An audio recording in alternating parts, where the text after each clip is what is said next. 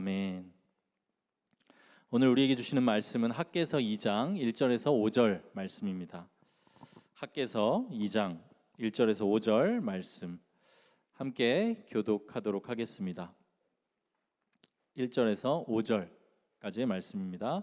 일곱째 달 곧 그 달 21일에 여호와의 말씀이 선지자 학개에게 임하니라. 이르시되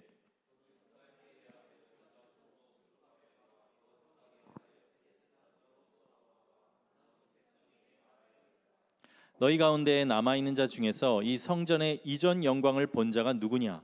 이제 이것이 너희에게 어떻게 보이느냐? 이것이 너희 눈에 보잘것없지 아니하냐?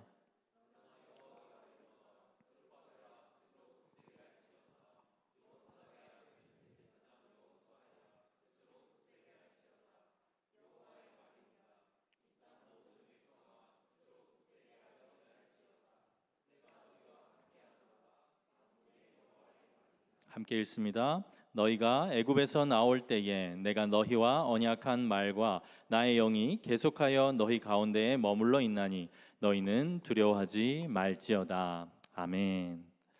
오늘 학개서 이제 세 번째 시간인데요. 원래 오늘 학개서 2장 1절에서 이제 9절까지를 다 이렇게 전하려고 했는데 5절까지만 이렇게 전하게 되었습니다. 오히려 더 말씀드리고 싶은 부분은 6절에서 9절 부분에 있었는데 기도하고 또 설교를 준비하면서 오늘 5절까지의 말씀을 통해서 낙심에서 다시 일으키시는 은혜라는 제목으로 하나님의 말씀을 전합니다. 지난 시간에 이제 선지자 학개를 통해서 하나님께서 너희의 행위를 살필지어다 이렇게 책망하셨어요. 그 책망을 통해서 현재 위치를 알게 하시고 삶의 우선순위가 뒤바뀌어 버린 그 이스라엘 백성들의 현재 위치를 알게 하셨습니다. 그렇지만 그 책망 뒤에 언제나 하나님의 사랑이 숨겨져 있다고 말씀을 드렸죠. 내가 너희와 함께한다. 이 말씀을 통해서 이스라엘 백성들을 다시 일으켜 세우셨고, 그리고 이제 23일 만에 처음 하나님의 말씀이 임한 지 23일 만에 다시 이제 17년간 중단되었던 성전 재건이 시작되는 것을 우리가 지난 시간에 살펴봤습니다. 이제 그 한 달 후 하나님의 말씀이 다시 한번 임해서 다시 힘을 얻고 17년간 멈춰져 있던 그 재건이 이제 23일 만에 말씀이 임한 지 시작되고 나서 한 달 후가 오늘 말씀의 배경이에요. 이제 공사 재개 시점을 보시면요, 주전 520년 9월 21일 이렇게 계산이 된다고 합니다. 근데 학개서 오늘 2장 전반부의 이 배경은 주전 520년 10월 17일이에요. 그러니까 공사를 재개하고 나서 한 달 정도 지나고 난 시점이에요. 이렇게 성전 재건을 위한 공사를 다시 시작한 지 한 달 정도 지났는데 이제 다시 오늘 본문을 보면 이스라엘 백성들이 다시 낙심, 두려움, 염려에 사로잡혀 있는 것을 알 수 있어요. 여러분 함께 읽으셨지만 오늘 본문에서 세 번이나 뭐라고 해요? 마음을 굳세게 해라. 이거는 힘을 내라. 용기를 가져라. 두려워하지 마라. 내가 너와 함께 한다. 이 말씀을 계속 하시는 거예요. 왜 이 말씀을 주십니까? 왜? 두려우니까요. 용기를 잃었으니까. 다시 낙심이 되고 다시 염려가 되고 다시 두려움이 삶에 임하니까 하나님께서 이렇게 말씀하시는 거예요. 그리고 오늘 말씀을 통해서 이 이스라엘 백성들의 낙심과 염려가 비교에서 왔다는 것을 확인할 수가 있어요. 이 비교에서 낙심이 오게 된 거예요. 우리도 때로 낙심을 경험하죠. 경험하십니까, 여러분? 네, 저만 경험하는 거 아니죠? 여러분들도 낙심을 때로 경험을 하실 텐데 이 낙심이란 게 물론 어떤 결과 그리고 어떤 사건 이런 일 때문에 오기도 합니다. 실망스러운 결과 또 나를 실망시키는 어떤 일 이런 것 때문에 낙심이 오기도 하는데 우리 마음에 지속적이고 반복적으로 이 낙심이 나를 괴롭히는 거는 어디서부터 오느냐? 대부분 여러분 한번 생각해 보시면 비교에서 오는 것을 여러분 알 수 있어요. 이 비교에서부터 낙심이 와요. 오늘 이스라엘 백성들도 이 비교에서부터 시작되는 낙심이 되면요 힘이 없어요. 그래서 일을 하지 못해요. 일을 하지 못하면요, 우리의 삶에는 염려와 두려움이 찾아와요. 낙심, 염려, 두려움, 이렇게 계속해서 진행되는 거죠. 그런데 그 마음을 아시는 하나님께서 이제 3절에 이렇게 말씀하세요. 이것이 이스라엘 백성들의 생각이었어요. 우리 3절을 한번 함께 읽을까요? 시작. 너희 가운데에 남아있는 자 중에서 이 성전의 이전 영광을 본 자가 누구냐? 이제 이것이 너희에게 어떻게 보이느냐? 이것이 너희 눈에 보잘것없지 아니하냐. 지금 이 재건하고 있는 성전이라는 것은 이스라엘 백성들에게는 그들의 정체성과도 같은 거예요. 여러분, 정체성을 형성하는 건 뭐예요? 어떤 굉장히 중요한 게 나랑 너무 붙어 있어서 그게 거의 나를 드러내주는 게 이게 정체성이죠. 이스라엘 백성들에게는 성전이 그랬어요. 성전이. 이 성전을 기준으로 그들의 흥망성쇠를 판별했어요. 성전이 황폐해 있으면 거기는 이제 힘이 없는 거예요. 성전에서 영광스러운 예배가 올려지면 그들의 전성기인 거예요. 그러니까 성전을 기준으로 했는데 지금 어렵게 마음을 먹고 성전을 재건하고 있는데 아무리 봐도 지금 재건되고 있는 이 성전이 그들의 눈에 보잘것없어 보였던 거예요. 와, 이게 지으면서도 이건 아닌데, 이거야 우리가 하려고 하는 게? 이런 생각이 든다는 거예요. 원어로 보니까 보잘것없다, 이 표현이 아무것도 아닌 것 같다, 이런 의미더라고요. as nothing. 학원이 있는데 아무것도 아닌 것 같아. 눈에 보기에, 내 눈에 보기에. 그들의 성과, 지어지고 있는 이 성전이 아무것도 아닌 것 같은 거예요. 이게 이스라엘 백성들이 가지고 있는 생각이었어요. 우리 눈에 보기에도 이 성전이 참 보잘것없다. 그러면서 다시 이 성전 보니까 너무 보잘것없으니까 다시 낙심과 염려와 두려움에 빠지기 시작해요. 그도 그럴 것이 이들은 과거의 영광스러운 성전을 기대했어요. 그러나 지금 성전은 그런 모습이 아니에요. 그리고 또 이 이스라엘 백성들이 지금 어디서 해방됐어요? 바사 제국에서부터 해방됐거든요. 그러니까 그들은 제국의 영광을 봤어요. 사실은 어마어마한 그 위엄과 건축물 같은 것들을 다 본 거예요. 노예 상태였지만 그걸 보고 왔어요. 근데 자기들 눈에 지금 자기들이 지금 다시 짓고 있는 이 성전을 보니까 내 과거의 영광이랑 비교해봐도 이건 아무것도 아니고, 내가 노예로 있었던 제국의 영광이랑 비교해봐도 이건 아닌 거예요. 이건 아닌 거예요. 보잘것없는 거예요. 없는 것 같은 거예요. 이런 상황이었던 거예요. 사랑하는 여러분, 우리가 낙심에 빠지는 패턴도 생각해보면 되게 비슷해요. 우리는 상황이나 어떤 사건 자체보다도 비교하기 시작하면서 마음이 무너져요. 비교하기 시작하면서.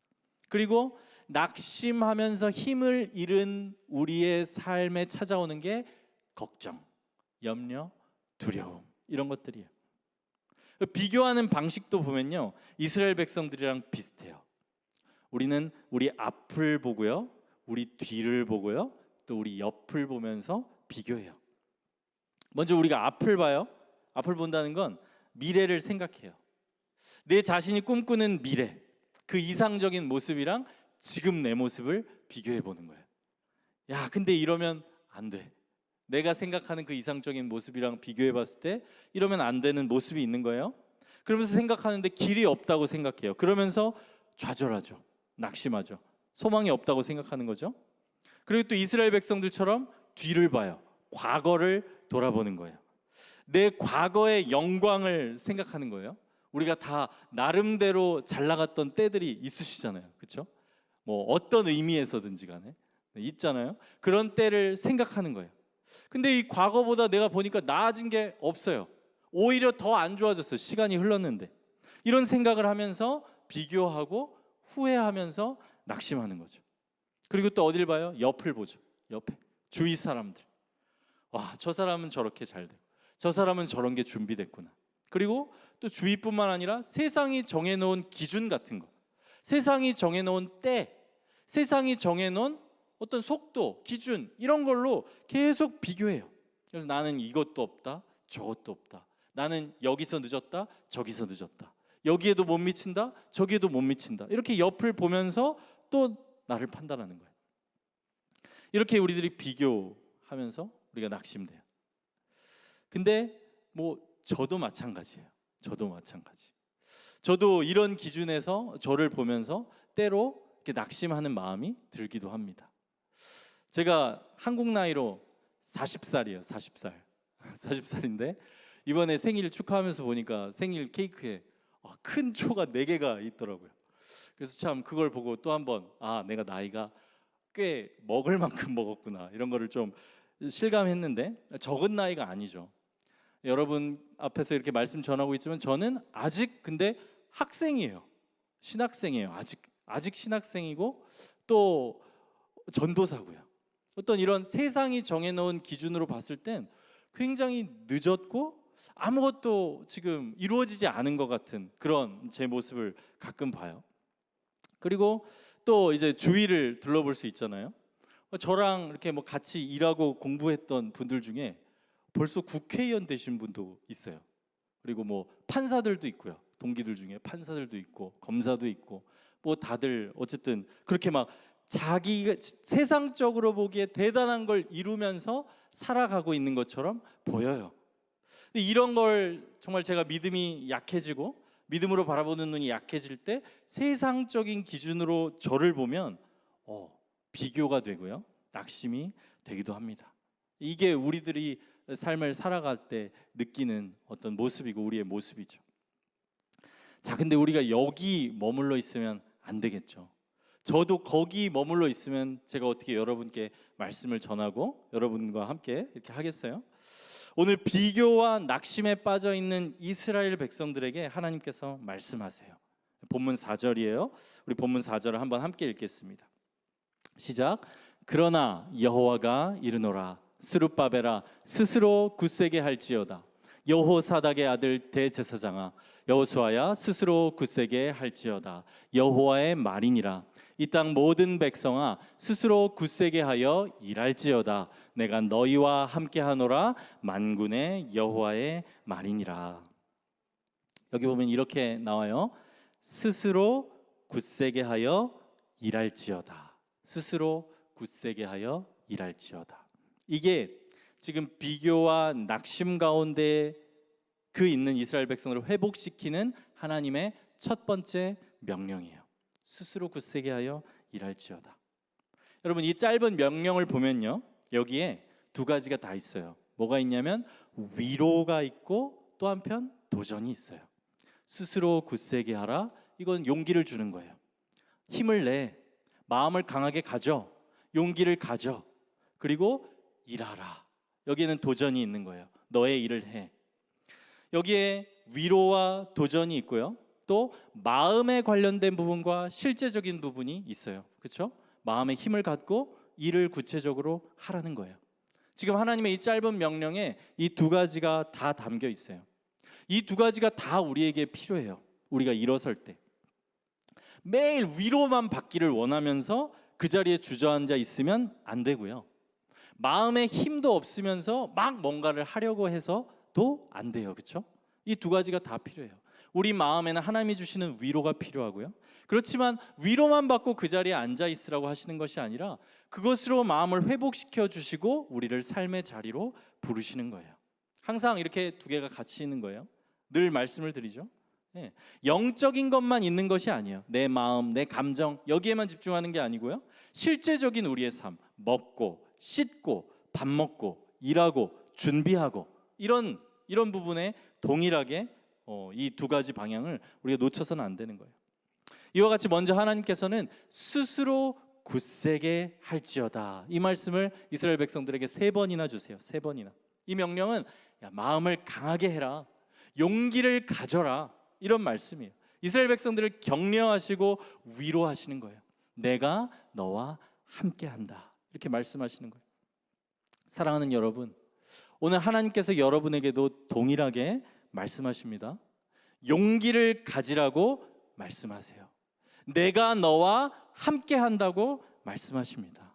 이 격려와 위로의 말씀이 오늘 혹시 세상적인 기준이나 내 앞, 내 뒤, 양옆을 바라보며 그렇게 비교하면서 낙심하거나 우울해 있는 우리들에게 주시는 하나님의 말씀인 것을 여러분 믿으시기 바랍니다. 하나님께서 여러분을 지금도 함께 하시고 용기를 가지라고 말씀하고 있어요. 그러나 이 마음의 힘만 주시는 게 아니라 더 구체적인 명령을 내리세요. 그것은 스스로 굳세게 하여 일할지어다. 이 명령이에요. 이 땅 모든 백성아 스스로 굳세게 하여 일할지어다. 그냥 위로받고 끝내라는 말이 아니고요. 마음을 굳게 한 다음에 하나님께서 명하신 그 일을 지금 하라는 거예요. 지금. 이것이 바로 비교, 낙심, 우울, 그런 두려움, 쓸데없는 염려에서 벗어나게 하시는 하나님의 명령이에요. 하나님께서 지금 나를 두신 자리 있잖아요. 지금 나를 두신 그 자리, 지금 나에게 하라고 명하신 일 있잖아요. 오늘 나에게 하라고 명하신 일, 그것을 하라는 거예요. 그냥 하라는 거예요. 다른 복잡한 생각에 잠기지 말고 주신 그 일, 나에게 맡기신 그 일, 나를 두신 그 자리, 그거 집중하면서 그거 하라는 거예요.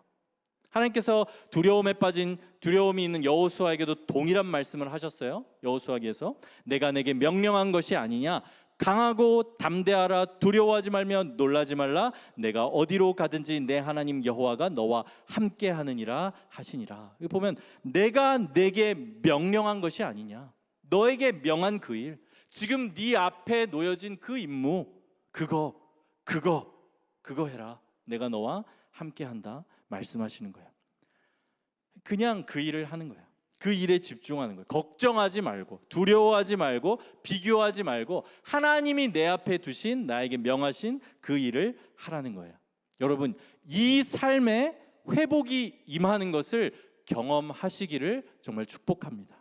어떤 생각에 사로잡혀서, 걱정에 사로잡혀서 위로만 받고 있는 것이 아니라 지금 나에게 맡겨진 그 일을 그냥 하라는 거예요. 거기에 집중하라는 거예요. 거기에.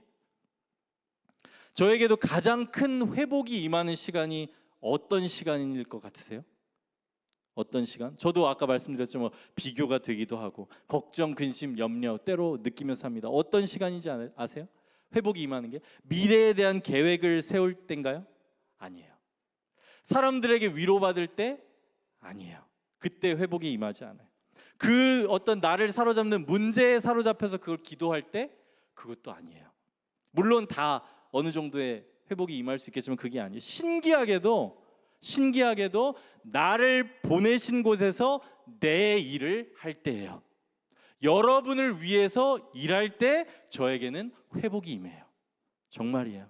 나에게 맡겨진 그 일을 하는 그 시간이 저한테는 이제 설교를 준비하고 내가 아니라 여러분을 위해서 기도하고 신방하고 하나님께서 명하신 그 일, 나에게 오늘 맡겨진 그 일을 하나님의 도우심을 구하면서 할 때, 하나님께서 나를 부르신 곳에서 지금 하라고 명하신 그 일에 집중할 때, 여러분, 우리 마음이 회복이 된다는 것을 믿으시기 바랍니다. 이걸 여러분의 일상 가운데 경험하시기 바라요. 우리는 하루살이잖아요. 멀리 볼 수 없는 존재들이에요. 물론 계획 짜지 말라는 건 아니지만요. 그런데 정말 신기하게 하나님이 명하신 그 일을 하나님에 의지하면서 내가 널 돕는다, 내가 너와 함께한다, 그 음성 의지해서 그 일을 집중하고 다른 생각이 아니라 그 일을 해나갈 때 거기에 회복이 임하는 거예요. 이 하나님께서 명하신 일은, 내 앞에 두신 일은 사람마다 다 다를 수 있어요. 누군가에게는 공부일 수 있고, 누군가에게는 직장일일 수 있고, 누군가에게는 집안일일 수 있고요, 누군가에게는 이직이나 취업을 준비하는 일일 수 있어요. 그 일, 쓸데없는 생각에 사로잡히지 말고, 염려하지 말고, 두려워하지 말고, 지금 내 앞에 두신 그 일에 집중하고 몰입하면서 하나님의 도우심을 구하며 일상을 살아갈 때 거기에 회복이 임합니다. 이제 둘째로, 하나님께서는 낙심과 두려움에 빠져 있는 이스라엘 백성에게 이렇게 말씀하세요. 5절 말씀이에요. 너희가 애굽에서 나올 때에 내가 너희와 언약한 말과 나의 영이 계속하여 너희 가운데 머물러 있나니 너희는 두려워하지 말지어다. 이제 낙심 가운데 회복시키시는 하나님의 두 번째 명령은 이것이에요. 뭐냐면 기억하라는 거예요. 기억하라. 우리는 정말 영적인 기억 상실증에 걸린 사람들인 것 같아요. 그렇죠? 은혜를 흠뻑 받고도 글쎄 한 3일 가면 오래 가는 거 아닌가요? 그렇죠? 네, 굉장히 동의하시는데 저도 그래요. 느껴져요. 그게 다른 걸 하지 않고 한 3일 가면 최대한인 것 같아요. 다른 은혜 없이. 그렇게 금방 잊어버리고요. 금방 희미해져요. 이스라엘 백성들도 그랬던 것 같아요. 지금 한 달여 만에 다시 두려움에 빠진 걸 보니까요.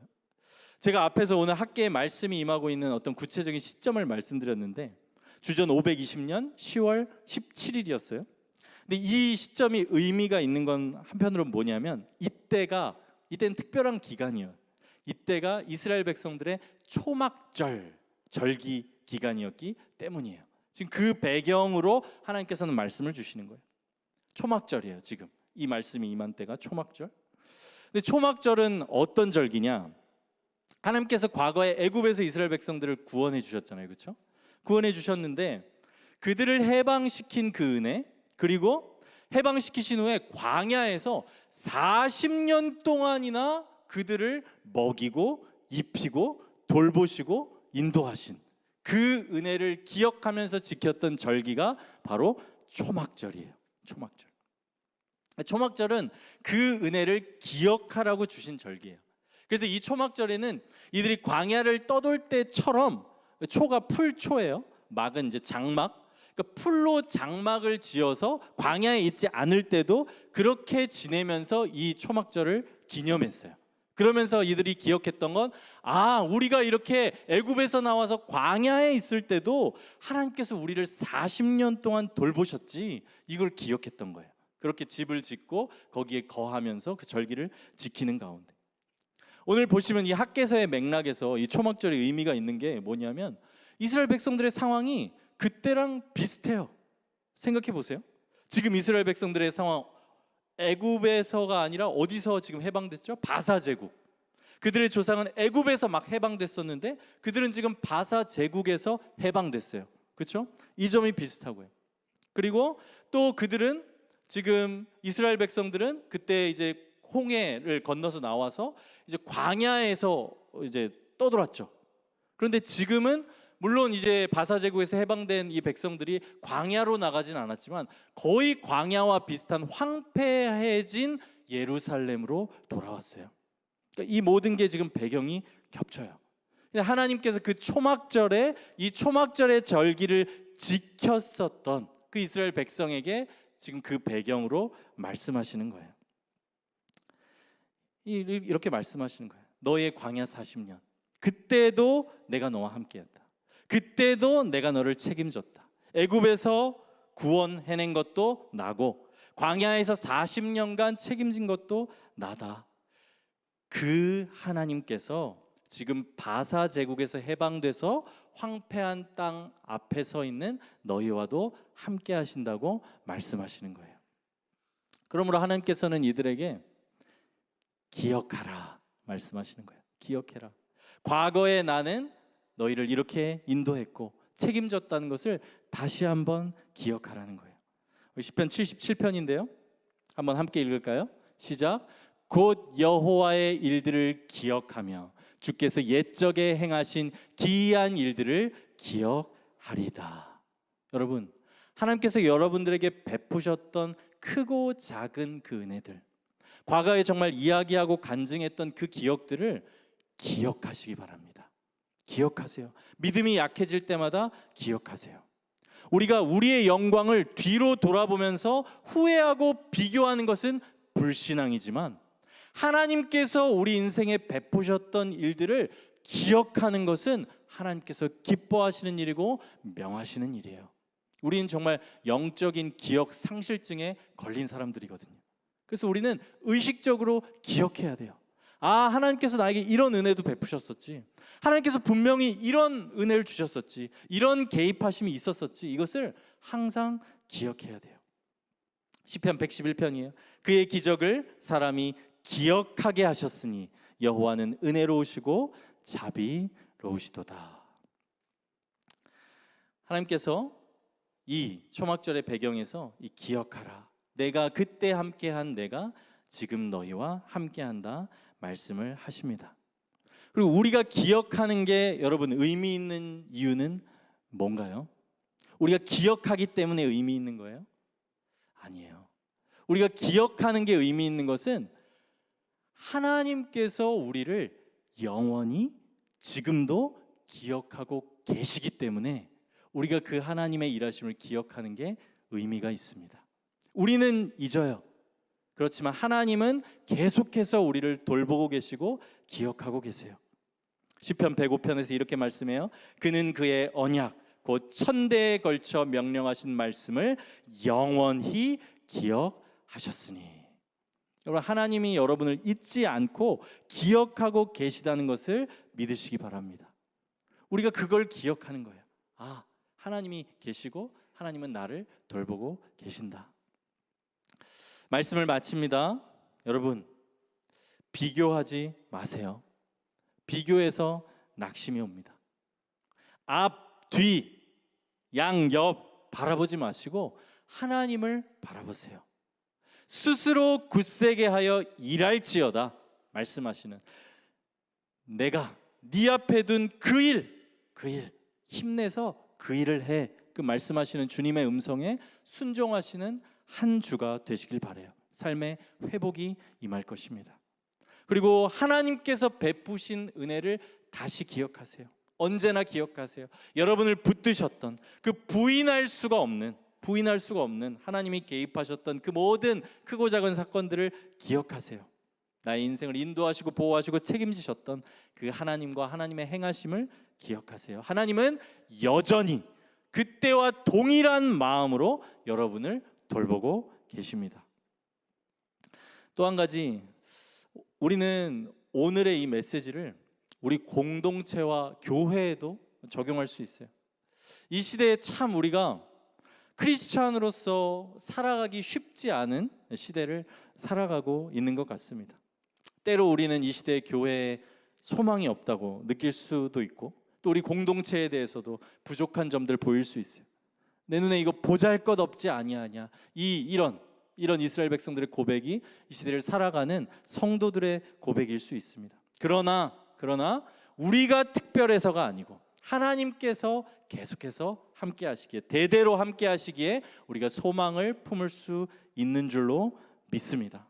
우리가 마땅히 우리 앞에 두신 그 일, 우리가 해야 될 그 일, 그 사역들을 주님 의지함으로 묵묵하게 해 나갈 때 하나님께서 하나님의 때에 열매를 맺게 하실 줄로 믿습니다. 우리 교회 공동체를 위해서 기도하시며 섬기시는 분들은 이 말씀 함께 붙드시기 바랍니다. 고린도전서 15장 58절 우리 함께 읽을까요? 시작. 그러므로 내 사랑하는 형제들아, 견실하며 흔들리지 말고 항상 주의 일에 더욱 힘쓰는 자들이 되라. 이는 너희 수고가 주 안에서 헛되지 않은 줄 알미라. 아멘. 하나님께서 헛되지 않다고 말씀하시고요, 하나님께서 교회를, 우리 공동체를, 여러분의 삶을 기억하십니다. 그것을 기억하시고 소망을 품으시는 가운데 여러분의 삶, 여러분의 신앙생활 해 나가시는 청년들 되시길 바랍니다. 이 시간에 함께